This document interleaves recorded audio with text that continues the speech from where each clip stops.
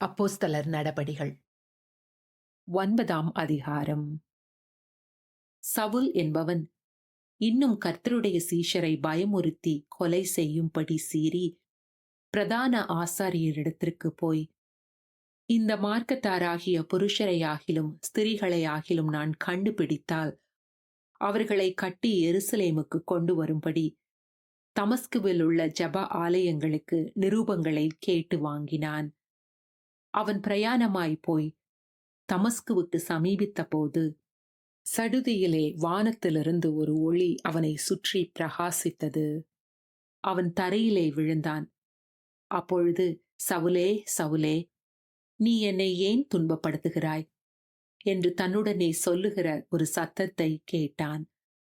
அதற்கு அவன், ஆண்டவரே, நீர் யார் என்றான். அதற்கு கர்த்தர், நீ துன்பப்படுத்துகிற இயேசு நானே.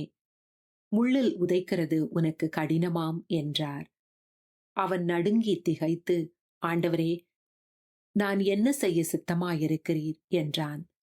அதற்கு கர்த்தர், நீ எழுந்து பட்டணத்துக்குள்ளே போ. நீ செய்ய வேண்டியது அங்கே உனக்கு சொல்லப்படும் என்றார். அவனுடனே கூட பிரயாணம் பண்ணின மனுஷர்கள் சத்தத்தை கேட்டும் ஒருவரையும் காணாமல் பிரமித்து நின்றார்கள். சவுல் தரையில் இருந்தெழுந்து தன் கண்களை திறந்தபோது ஒருவரையும் காணவில்லை. அப்பொழுது கைலாகு கொடுத்து அவனை தமஸ்குவுக்கு கூட்டிக் கொண்டு போனார்கள். அவன் 3 நாள் பார்வையில்லாதவனாய் புசியாமலும் குடியாமலும் இருந்தான். தமஸ்குவிலே அனனியா என்னும் பேருள்ள ஒரு சீஷன் இருந்தான். அவனுக்கு கர்த்தர் தரிசனமாகி, அனனியாவே என்றார். அவன், ஆண்டவரே, இதோ அடியேன் என்றான். அப்பொழுது கர்த்தர், நீ எழுந்து நேர்த்தெருவு என்னப்பட்ட தெருவுக்கு போய் யூதாவின் வீட்டிலே தர்சு பட்டணத்தானாகிய சவுல் என்னும் பேருள்ள ஒருவனை தேடு. அவன் இப்பொழுது ஜெபம் பண்ணுகிறான். அனனியா என்னும் பேருள்ள ஒரு மனுஷன் தன்னிடத்தில் வரவும் தான் பார்வை அடையும்படி தன் மேல் கை வைக்கவும் தரிசனம் கண்டான் என்றார். அதற்கு அனனியா, ஆண்டவரே, இந்த மனுஷன் எருசலேமில் உள்ள உம்முடைய பரிசுத்தவான்களுக்கு எத்தனையோ பொல்லாங்குகளை செய்தான் என்று அவனை குறித்து அநேகரால் கேள்விப்பட்டிருக்கிறேன். இங்கேயும் உம்முடைய நாமத்தை தொழுது கொள்கிற யாவரையும் கட்டும்படி அவன் பிரதான ஆசாரியர்களால் அதிகாரம் பெற்றிருக்கிறானே என்றான். அதற்கு கர்த்தர், நீ போ, அவன் புறஜாதிகளுக்கும் ராஜாக்களுக்கும் இஸ்ரவேல் புத்திரருக்கும் என்னுடைய நாமத்தை அறிவிக்கிறதற்காக நான் தெரிந்து கொண்ட பாத்திரமாயிருக்கிறான். அவன் என்னுடைய நாமத்தின் நிமித்தம் எவ்வளவாய் பாடுபட வேண்டும் என்பதை நான் அவனுக்கு காண்பிப்பேன் என்றார். அப்பொழுது அனனியா போய் வீட்டுக்குள் பிரவேசித்து அவன் மேல் கையை வைத்து, சகோதரனாகிய சவுலே, நீ வந்த வழியிலே உனக்கு தரிசனமான இயேசுவாகிய கர்த்தர் நீ பார்வை அடையும் படிக்கும் பரிசுத்த ஆவியினால் நிரப்பப்படும் படிக்கும் என்னை அனுப்பினார் என்றான். உடனே அவன் கண்களிலிருந்து மீன் செதில்கள் போன்றவைகள் விழுந்தது. அவன் பார்வை அடைந்து எழுந்திருந்து ஞானஸ்நானம் பெற்றான். பின்பு அவன் போஜனம் பண்ணி பலப்பட்டான். சவுல் தமஸ்குவில் உள்ள சீஷருடனே சில நாள் இருந்து தாமதமன்றி கிறிஸ்து தேவனுடைய குமாரன் என்று ஆலயங்களிலே பிரவேசித்தான். கேட்டவர்கள் எல்லாரும் ஆச்சரியப்பட்டு, எருசலேமில் இந்த நாமத்தை தொழுது கொள்ளுகிறவர்களை நாசமாக்கி இங்கேயும் அப்படிப்பட்டவர்களை கட்டி பிரதான ஆசாரியர்களிடத்திற்கு கொண்டு போகும்படி வந்தவன் இவன் அல்லவா என்றார்கள். சவுல் அதிகமாக திடன் கொண்டு இவரே கிறிஸ்துவென்று திஷ்டாந்தப்படுத்தி தமஸ்குவில் குடியிருக்கிற யூதர்களை கலங்க பண்ணினான். அநேக நாள் சென்ற பின்பு யூதர்கள் அவனை கொலை செய்யும்படி ஆலோசனை பண்ணினார்கள். அவர்களுடைய யோசனை சவுலுக்கு தெரிய வந்தது. அவனை கொலை செய்யும்படி அவர்கள் இரவும் பகலும் கோட்டை வாசல்களை காத்து கொண்டிருந்தார்கள். சீஷர்கள் ராத்திரியிலே அவனை கூட்டிக் கொண்டு போய் ஒரு கூடையிலே வைத்து மதில் வழியாய் இறக்கிவிட்டார்கள். சவுல் எருசலேமுக்கு வந்து சீஷருடனே சேர்ந்து கொள்ள பார்த்தான். அவர்கள் அவனை சீஷன் என்று நம்பாமல் எல்லாரும் அவனுக்கு பயந்திருந்தார்கள். அப்பொழுது பர்னபா என்பவன் அவனை சேர்த்து கொண்டு அப்போஸ்தலரிடத்தில் அழைத்து கொண்டு போய், வழியிலே அவன் கர்த்தரை கண்ட விதத்தையும் அவர் அவனுடனே பேசினதையும், தமஸ்குவில் அவன் இயேசுவின் நாமத்தினாலே தைரியமாய் பிரசங்கித்ததையும் அவர்களுக்கு விவரித்து சொன்னான்.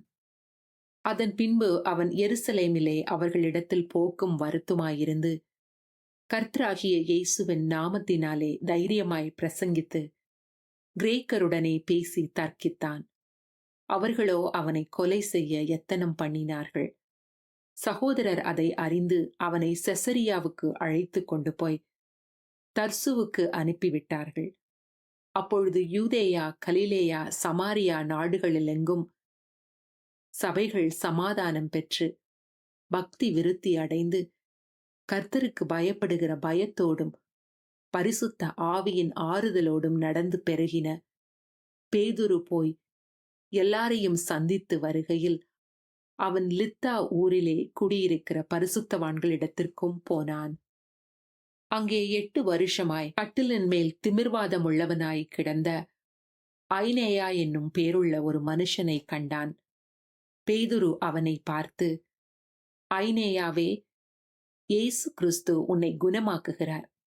நீ எழுந்து உன் படுக்கையை நீயே போட்டுக்கொள் என்றான். உடனே அவன் எழுந்திருந்தான். லித்தாவிலும் சாரோனிலும் குடியிருந்தவர்கள் எல்லாரும் அவனை கண்டு கர்த்தரிடத்தில் திரும்பினார்கள்.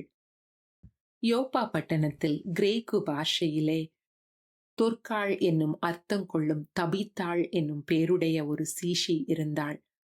அவள் நற்கிரியைகளையும் தருமங்களையும் மிகுதியாய் செய்து கொண்டு வந்தாள். அந்நாட்களில் அவள் வியாதிப்பட்டு மரணமடைந்தாள். அவளை குளிப்பாட்டி மேல் வீட்டிலே கிடத்தி வைத்தார்கள். யோப்பா பட்டணம் லித்தா ஊருக்கு சமீபமானபடியினாலே பேதுரு அவ்விடத்தில் இருக்கிறான் என்று சீஷர்கள் கேள்விப்பட்டு தாமதமில்லாமல் தங்களிடத்தில் வர வேண்டும் என்று சொல்லும்படி 2 மனுஷரை அவனிடத்திற்கு அனுப்பினார்கள்.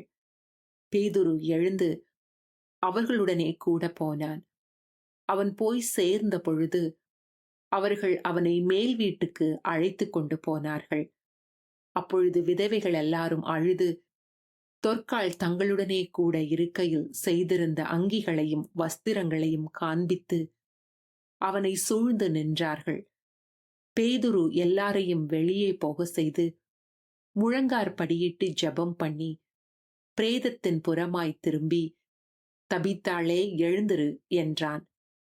அப்பொழுது அவள் தன் கண்களை திறந்து பேதுருவை பார்த்து உட்கார்ந்தாள். அவன் அவளுக்கு கை கொடுத்து அவளை எழுந்திருக்க பண்ணி பரிசுத்தவான்களையும் விதவைகளையும் அழைத்து அவளை உயிருள்ளவளாக அவர்களுக்கு முன் நிறுத்தினான். இது யோப்பா பட்டணம் எங்கும் தெரிய வந்தது. அப்பொழுது அநேகர் கர்த்தரிடத்தில் விசுவாசம் உள்ளவர்களானார்கள். பின்பு அவன் யோப்பா பட்டணத்தில் தோல் பதனிடுகிறவனாகிய சீமோன் என்னும் ஒருவனிடத்தில் அநேக நாள் தங்கியிருந்தான்.